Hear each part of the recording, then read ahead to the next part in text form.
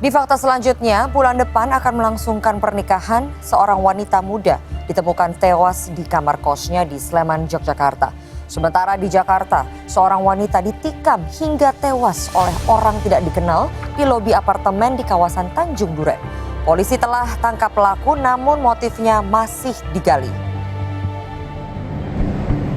Wanita berusia 44 tahun bernama Fresa Daniela meregang nyawa dengan luka sayatan di leher usai ditikam oleh orang tak dikenal di lobi apartemen di kawasan Tanjung Duren, Jakarta Barat, Selasa pagi.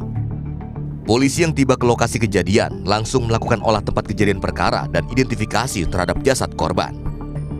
Dari hasil pemeriksaan, peristiwa ini terjadi saat korban yang tengah berjalan kaki di area lobi apartemen untuk bekerja secara tiba-tiba diserang oleh seorang pria bertato dengan menggunakan pisau dari arah belakang.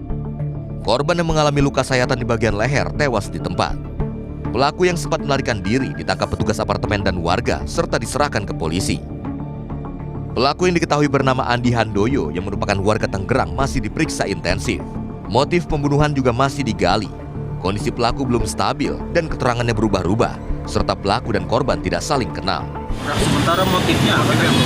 Untuk motif ini masih kita dalami ya, karena untuk pada saat di TKP pun dan saat pendalaman sampai saat ini pun tidak ditemukannya ada barang dari korban yang hilang ya. Jadi ini mungkin murni memang melakukan tindak pidana pembunuhan atau pasal 338 KUHP.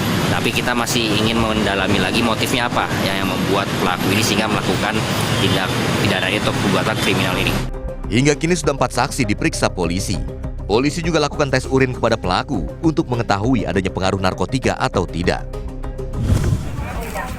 Sementara itu, warga Maguwo Harjo, Sleman, Yogyakarta, Selasa siang digegerkan dengan temuan mayat wanita di kamar kosnya. Keluarga korban dan teman-teman yang datang ke lokasi kejadian menangis histeris. Korban Happy Sania Anissa Iksan, 26 tahun, merupakan seorang karyawati di salah satu perusahaan di Yogyakarta. Rencananya korban akan melangsungkan pernikahan dengan tunangannya pada bulan depan. Awalnya tuh saya nggak tahu ada temannya di sini. Saya kesini, ibu mau cari Mbak Happy gitu. Nggak ada apa. Ini kok tumben belum sampai di kerjaan. Ada apa gitu. Oh iya, ya di telepon tuh nggak ada yang ngangkat. Tak buka itu kamar kosnya, pintunya. Ternyata nggak dikunci. Saya buka masuk, saya bilang assalamualaikum dulu. Oh itu kan masih ke kamar kos kan. Kamar itu nggak ada siapa sampai berapa kali. Saya masuk tak bangun ke, ternyata dia udah kaget. Penyebab tewasnya korban masih dalam penyelidikan polisi, namun tidak ada tanda-tanda kekerasan di tubuh korban. Namun identifikasi awal dari olah TKP tersebut tidak diketemukan tanda-tanda kekerasan ataupun penganiayaan.